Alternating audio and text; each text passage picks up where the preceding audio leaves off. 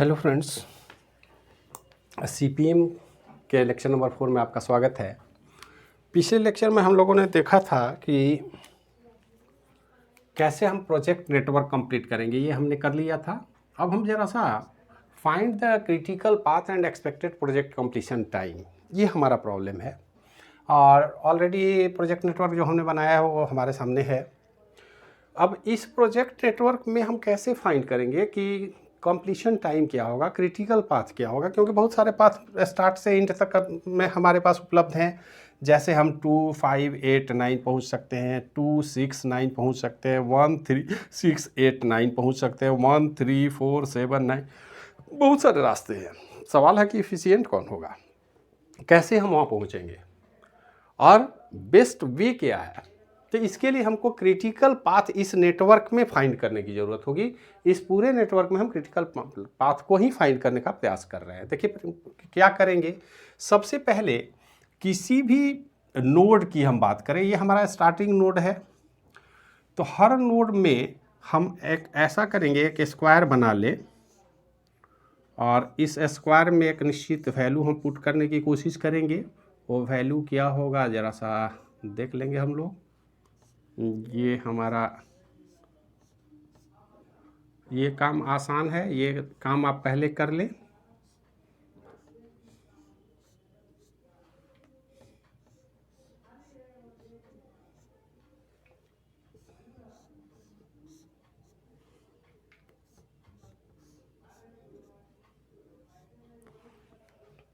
इस तरह का हमने स्क्वायर बना लिया। अब इस स्क्वायर का मतलब क्या, क्यों हमने बनाया, तो देखिए सबसे पहले यहाँ पर हम अर्लीस्ट स्टार्ट टाइम, ये जितने भी नीचे के स्क्वायर ब्रैकेट होंगे इसमें हम अर्लीस्ट स्टार्ट टाइम पता करेंगे, ES।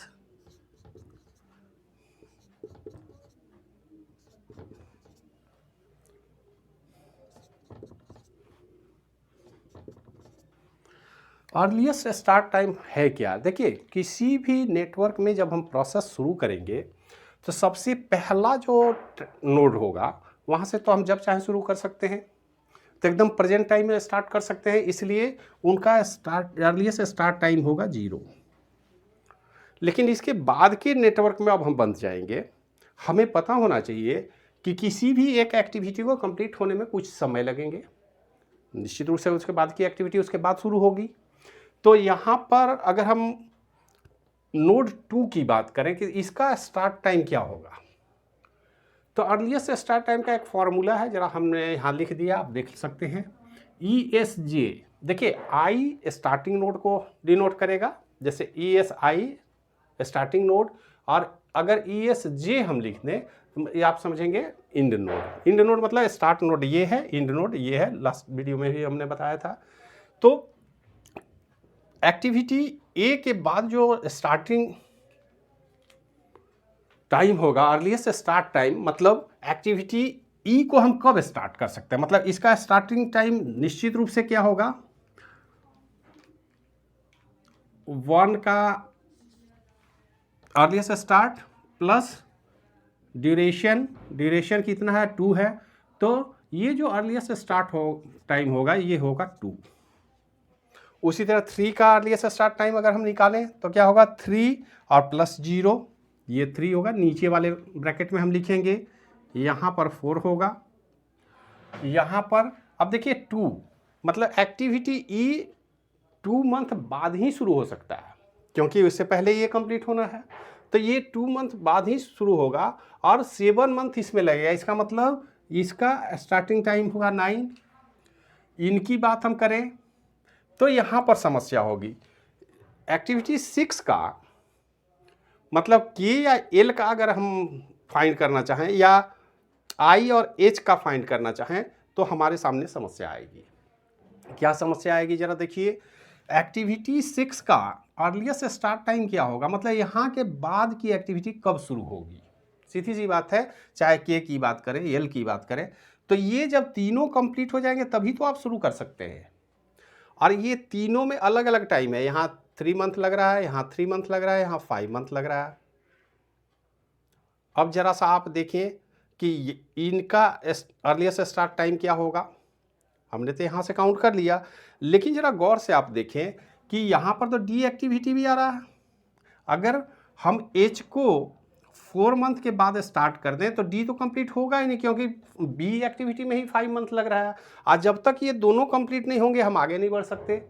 इसका मतलब है कि यहाँ जो टाइम होगा उसके लिए हमको कोई दूसरा रास्ता अपनाना होगा। रास्ता क्या है? ई एस जे, मतलब इन नोड का अर्लीस्ट स्टार्ट क्या होगा? Maximum of I E S I plus duration of I J. अब देखिए यहाँ पर अगर हम बात करें तो हमारे पास दो एक्टिविटी, एक है 0+4 और दूसरी एक्टिविटी यहाँ इसके लिए हमारे पास क्या होगा? तो यहाँ पर जब हम आएंगे तो यहाँ पर एक मिनट, सॉरी ये तो 5 है, तो 5 और 5 यहाँ 10 मंथ के बाद कंप्लीट हो रहा है। बी और डी एक्टिविटी 10 मंथ में कंप्लीट हो रहा है, तो यहाँ पर 5 + 5। अब देखिए ये यहाँ कहता क्या, ये जो प्रॉब्लम है ये बोल रहा है मैक्सिमम ऑफ आई, यहाँ पर E S I plus duration of I J. तो मैक्सिमम इसमें कितना है? ये तो 4 है, ये है 10। इसका मतलब है कि इनका मैक्सिमम ड्यूरेशन होगा 10 मंथ। मतलब एक्टिविटी नोड 4 का स्टार्टिंग जो होगा, अर्लीस्ट स्टार्ट टाइम, ये 10 मंथ के बाद ही एच या आई एक्टिविटी शुरू कर सकते हैं आप। भले ही आप 4 मंथ में सी के पास यहाँ आ गए, लेकिन ये भी एक्टिविटी कंप्लीट होनी चाहिए। ठीक वही काम अब यहाँ पर तो 3 एक्टिविटी है हमारे पास। अब जरा सा देखिए अर्लीस्ट स्टार्ट टाइम इनका क्या है? 2 है और +3। तो यहाँ पर अगर हम गौर से देखें तो इस 6 का 3 ऑप्शन है, मैक्स, 2 और +3 5, और यहाँ पे 5 और +3 8, और यहाँ पर जब हम आएंगे तो यहाँ पर है 10 + 6 16। अब जरा गौर से देखिए, यहाँ पर आने के लिए तो हमको 5 मंथ में भी एक टास्क कंप्लीट हो रहा है, एक एक्टिविटी कंप्लीट हो रही है 8 मंथ में, और एक एक्टिविटी है जो फाइनली हमको 16 मंथ के बाद कंप्लीट हो रही है। इसका मतलब इनका स्टार्टिंग टाइम होगा 16। कोई भी एक्टिविटी चाहे के हो या एल हो, आप 16 मंथ के बाद ही स्टार्ट कर सकते हैं, भले ही उसके पहले एक्टिविटी ए और एफ कंप्लीट हो गया हो। लेकिन यहाँ जाने के लिए तो इन तीनों का कंप्लीट होना जरूरी है। तीनों का कंप्लीट होने का मतलब मैक्सिमम टाइम क्या लगेगा, क्योंकि उससे पहले ये तीनों कंप्लीट नहीं हो सकते। तो इस तरह से हम 6 का भी निकाल लिए। अब जरा सा देखिए इस 7 का क्या होगा अर्लीस्ट स्टार्ट? तो यहाँ पर है 10 और 10 + 2 ये हो जाएगा 12। इनका अर्लीस्ट स्टार्ट क्या होगा? तो अर्लीस्ट स्टार्ट हम, अब यहाँ भी 2 एक्टिविटी है, दोनों में मैक्सिमम जो होगा उसको करेंगे। तो यहाँ 16 + 4 20 और यहाँ 9 + 4 14। मतलब इनके लिए हमारा मैक्स 9 + 5 14 और यहाँ पर 16 + 4 20। इसका मतलब ये होगा 20। अब यहाँ पर लास्ट नोड के लिए अर्लीस्ट स्टार्ट क्या होगा? तो आप जरा सा देख लीजिए, यहाँ पर 3 एक्टिविटी है। सबसे पहली एक्टिविटी 20 + 8 28। अब इसको जरा सा हम यहीं पे लिख लेते हैं, समय जगह कम है। 20 + 8 28। दूसरा 16 + 3 19, और ये 12 + 12 24। इनकी एक्टिविटी 12 में कंप्लीट हो रही है और 12 मंथ और लगेंगे, तो फाइनल हमारा कितना हो रहा है? 24। इसका मतलब है कि यहाँ पर जो होगा वो अर्लीस्ट स्टार्ट टाइम 24 मंथ हो गया। हम आसानी से कह सकते हैं कि इस एक्टिविटी को कंप्लीट होने में 24 मंथ का समय लगेगा, क्योंकि इसके बाद की एक्टिविटी अगर स्टार्ट करना हो तो 24 मंथ के बाद ही होगा। इसका मतलब है कि प्रोजेक्ट में इतनी सारी एक्टिविटी के कंप्लीट होने में मैक्सिमम टाइम जो हमें लगेगा वो है 24 मंथ। हम बोल सकते हैं कि इस प्रोजेक्ट के कंप्लीशन टाइम 24 मंथ, मतलब जब भी हम स्टार्ट करेंगे 2 साल के बाद ये प्रोजेक्ट बनकर पूरा कंप्लीट हो जाएगा। इसको कैसे हमने पता किया? अर्लीस्ट स्टार्ट टाइम हमने पता किया, और हर नोड का अर्लीस्ट स्टार्ट टाइम बताता है कि उसके आगे की एक्टिविटी अब कब स्टार्ट की जा सकती है। तो ये तो हो गया अर्लीस्ट स्टार्ट टाइम की बात। जो फॉरवर्ड मेथड में हमने काम किया, हम स्टार्ट से इंड तक गए, फॉरवर्ड पास इसको बोलते हैं। हमने स्टार्ट से शुरू किया, इंड तक गए। लेकिन अगर लेटेस्ट कंप्लीशन टाइम की बात हो, मतलब कोई एक्टिविटी कितनी पहले लेटेस्ट कंप्लीशन टाइम, मतलब सब जल्दी कितने दिन में कंप्लीट हो जाता है, तो जरा गौर से देखिए। अब ये है बैकवर्ड पास। लेटेस्ट कंप्लीशन टाइम जो है वो बैकवर्ड पास कहा जाता है।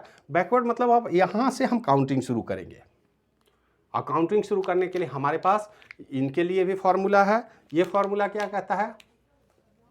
लेटेस्ट कंप्लीशन ऑफ आई, मतलब पहले वाले starting node, is equal to minimum of J, minimum of ending node, latest completion of J minus D I J. तो लेटेस्ट कंप्लीशन ऑफ जे, हमने जो अर्लीस्ट स्टार्ट है वही सबसे लास्ट में लेटेस्ट कंप्लीशन भी होगा।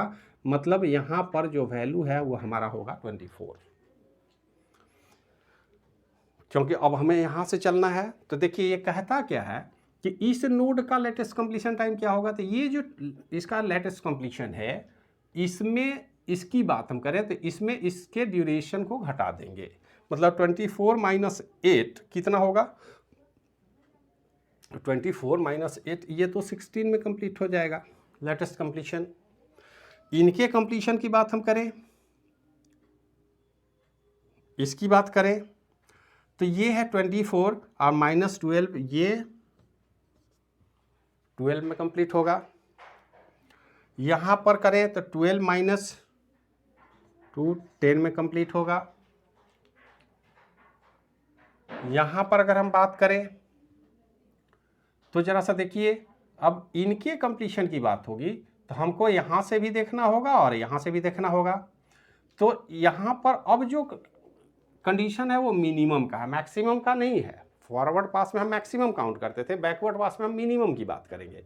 तो मिनिमम ऑफ, तो यहाँ पर देखिए ये है 24 माइनस 3 21, मतलब इसको इस तरह से हम कंप्लीट कर सकते हैं। अब यहाँ पर हम पीसी को देख लें, हम इस 8 की बात करें तो 8 तो एक से ही आ रहा है। हम इनकी बात कर लें 6 की, तो 6 ये है लेटेस्ट कंप्लीशन, ये इसको हम बोलते हैं LC, latest completion time, LC LC LC LC LC, ये है LC LC और ये भी है LC। अब इनका लेटेस्ट कंप्लीशन टाइम तो 24 माइनस 8 16 हो गया। इनका कंप्लीशन टाइम 24 माइनस 12 हो गया। इनका कंप्लीशन टाइम क्या होगा? तो इन दोनों में मिनिमम, मतलब 16 माइनस 4 12, यहाँ पर हम काम कर ले मिनिमम ऑफ, ये हम नोड 6 की बात कर रहे हैं, मिनिमम ऑफ 16 माइनस 4 12 और 24 माइनस 3 21, ये दोनों यहाँ से आ रहे हैं। तो इसका मतलब मिनिमम क्या होगा? ये 12 होगा। यहाँ हम मिनिमम को काउंट करेंगे। अब इनकी बात हम कर लें, इनका क्या होगा? तो इनका लेटेस्ट कंप्लीशन है 16 माइनस 5 11।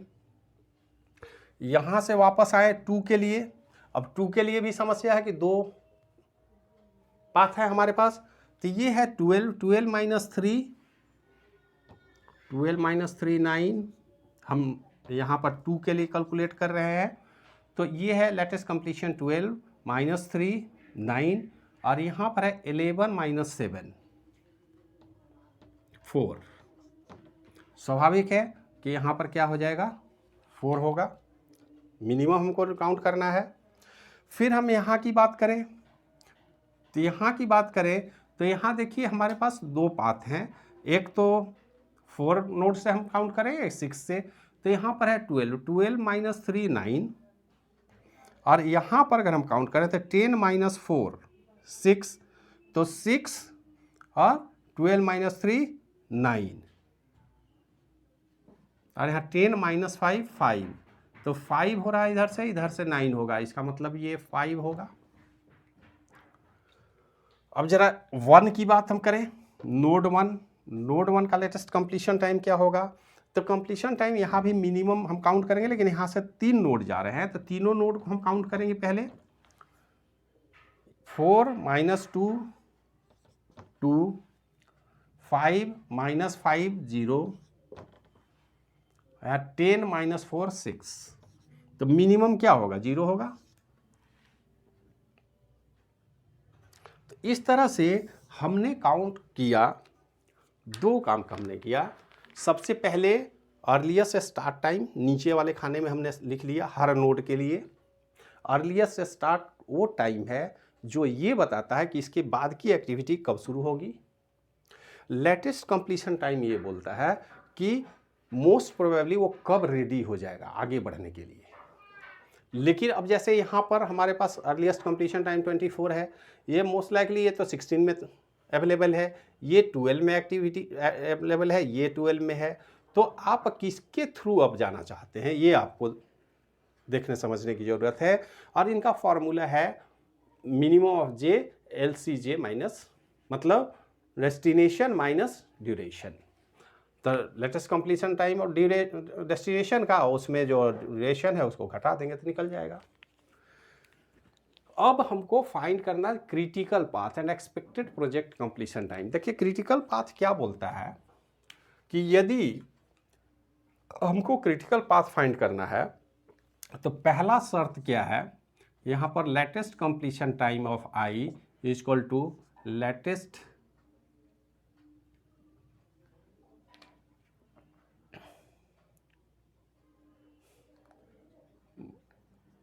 अर्लीस्ट स्टार्ट ऑफ आई।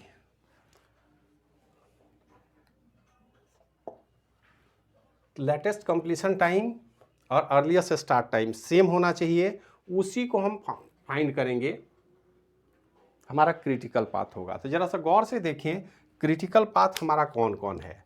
अब अगर देखें तो यहाँ पर दोनों बराबर हैं, मतलब यहाँ के बाद यहाँ दोनों बराबर हैं, इसके बाद फिर हम यहाँ आ जाएंगे, यहाँ के बाद हम यहाँ मूव करेंगे, और यहाँ के बाद हम यहाँ मूव करेंगे।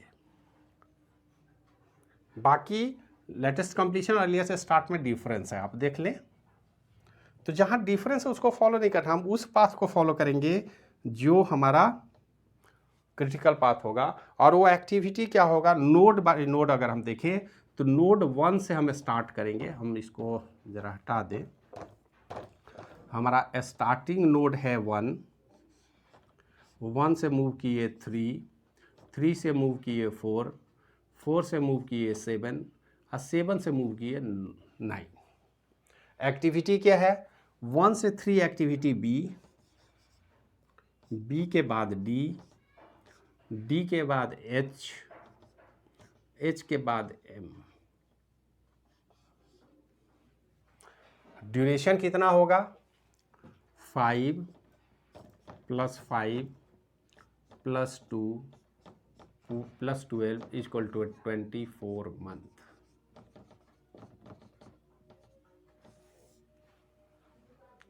तो आप इस तरह से देख पा रहे हैं कि हमारा 24 मंथ प्रोजेक्ट कंप्लीशन टाइम में है।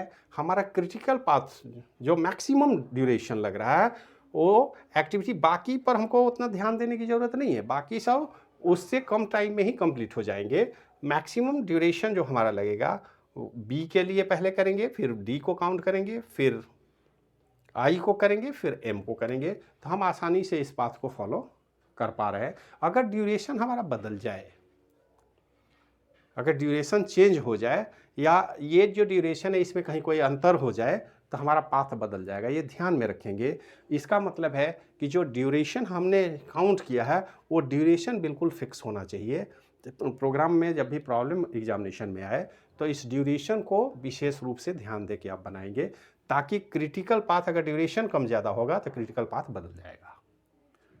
तो ये हमारा क्रिटिकल पाथ हो गया, क्रिटिकल एक्टिविटी हो गई बी, डी, एच और एम, और टोटल मैक्सिमम ड्यूरेशन हो गया 24 मंथ। तो इस तरह से हमने देखा कि किस तरह से किसी भी एक्टिविटी, किसी भी प्रोजेक्ट के लिए अगर क्रिटिकल पाथ मेथड की बात है तो ये हमारा डिटर्मिनिस्टिक टाइम कॉन्सेप्ट पर काम करता है। हर एक्टिविटी के लिए एक निश्चित टाइम ड्यूरेशन होगा कंप्लीट होने का। उसका हम पहले नेटवर्क बनाएंगे, नेटवर्क के बाद अर्लीस्ट स्टार्ट और लेटेस्ट कंप्लीशन टाइम का कैलकुलेशन करेंगे। फार्मूला हमने यहाँ लिख दिया है, और इस तरह से फाइनली हम क्रिटिकल पाथ फाइंड कर लेंगे, क्रिटिकल एक्टिविटी फाइंड कर लेंगे और उनका टोटल ड्यूरेशन बता सकते हैं, बताने की स्थिति में होंगे। अब पहले जो हमें नहीं पता चलता था कि कहाँ पर क्या होगा, कैसे होगा, अब ये क्लियर हो गया कि मैक्सिमम टाइम 2 ईयर होगा, और 2 ईयर की एक्टिविटी जो होगी हमको इस पर फोकस करना होगा। बाकी के काम उससे पहले कंप्लीट हो जाएंगे, उसमें ज़्यादा परेशान होने की ज़रूरत नहीं है। तो इस वीडियो में इतना ही, मिलते हैं फिर किसी नई वीडियो में नए डिस्कशन के साथ। वीडियो देखने के लिए धन्यवाद।